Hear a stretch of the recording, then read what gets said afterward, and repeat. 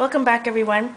I'm so happy to do this. I'm so glad that a lot of you have enjoyed my two little videos yesterday, and that you're learning something and hopefully following along.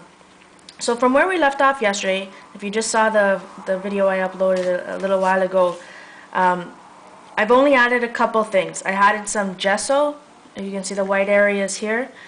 With my, I think this is a 3/4 inch brush, just kind of brush it on. You can see it's heavier in some parts, lighter in others, just to show a tonal difference in between the white and the Titan buff that we put on yesterday with our iridescent glimmer. On top of that, I added, like I said yesterday, I added some stamps. This is a set that we all know and love by Prima. I just used the nice chandelier stamp here, stamped it randomly in the background with black archival acrylic.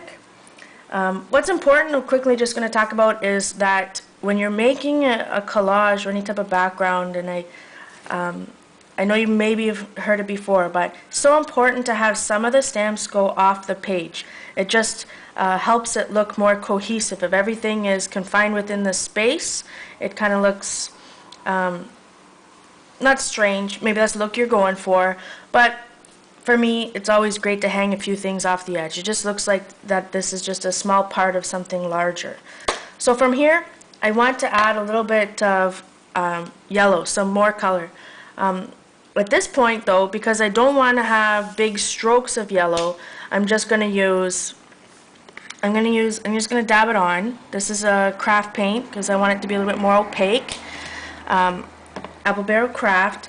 I just put a little dab there. I've already kind of wet my paintbrush, and I'm just going to pretty much dry brush it randomly wherever I think needs a little bit of extra color.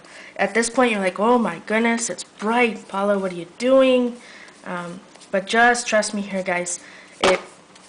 The end result, you have to be okay with going through ugly stages. I blogged about that a while ago when I did my layer post. But you gotta be comfortable with going through the ugly stages for the benefit of the total outcome. So kind of like that. I got some yellow, just a little bit of extra color.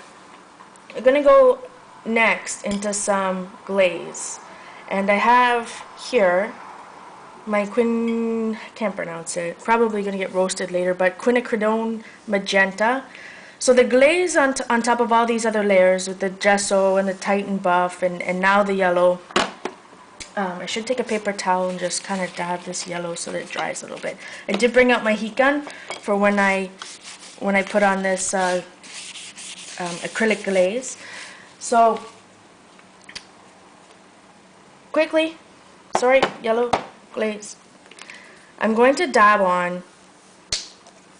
Now this stuff goes very, very far, so you only want a little bit. I know I said that yesterday with the heavy body acrylic, and it didn't seem to go, spread as much as I originally thought, but that's because I had this area over here that didn't have any gesso and it kind of absorbed into the paper. But only want a little bit. I'm going to just scrape that on. You're going to see that when it goes over the white, it's going to be slightly different than going over the yellow. And yes, I let my archival inks in black dry before I do this, because it's completely waterproof once it's dry, but just want to make sure that it's dry first, or else you're just going to get a smear of black everywhere. Okay, so kind of happy with that. I'm going to take my handy dandy baby wipe. It's not as damp as normal because I keep them in this really small type container. So fun to use. I clean my stamps with it. So I'm just going to take my baby wipe and wipe off some areas. Sorry for my shaky table. Wipe off the odd area. Maybe around these swirls I did yesterday. You can see that the paints are kind of going into the swirls, and it just creates a kind of nice look. But just wiping a bit off. So from this point, I got my black, I got a couple more layers of paint. I'm going to quickly go and take my Crimson Memories ink in red and take one of these different stamps. I think I'll take this little flourish or the mask or whatever they call it. My acrylic block, it's pretty ugly. On one side I just obviously use the acrylic. On the other side I have carpet tape you can buy at Home Depot or whatever kind of home store you got going on. But this is super sticky tape. I use it all the time. It's not acid free, but anyways, it's good for, this is for when I stamp with unmounted rubber rather than acrylic. So I got one side that's that way and one side that's this way. I don't like to, I have so many stamps that I don't bother with cling mounts or all that because I would be spending all day doing that rather than art. So I'm just going to quickly ink my stamp, and again just randomly. I'm not worried about where I'm placing it. I guess I am touching or centering them around where the chandeliers are.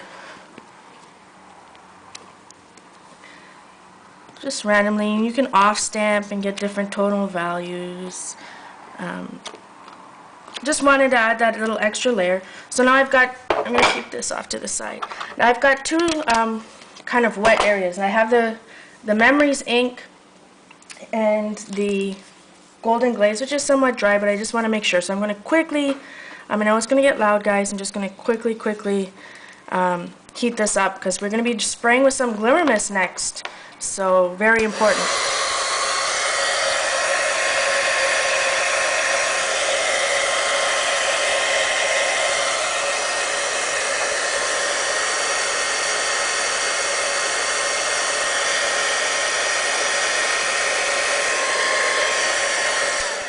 Alright, while that's drying, I just checked the time. I'm already at 7 minutes. My gosh, this is going to be another two-parter. I apologize, guys.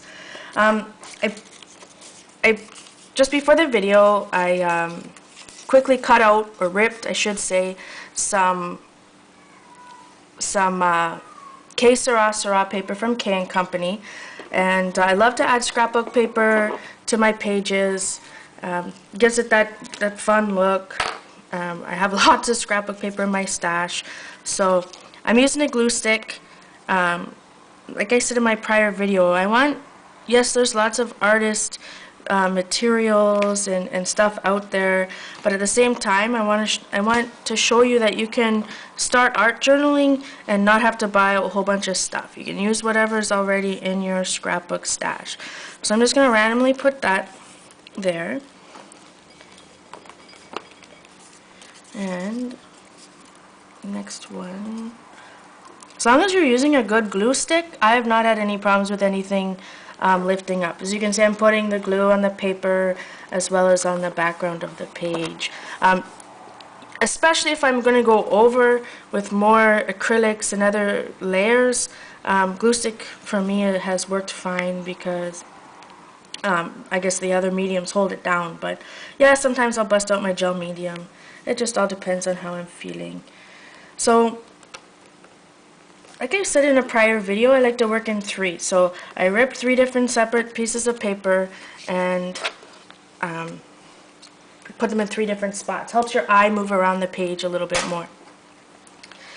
So from here, I'm just going to take my black ink, and yes, you could have distressed these papers before you put them down, but mine looks kind of grungy, so I just ink the edges, direct to paper technique,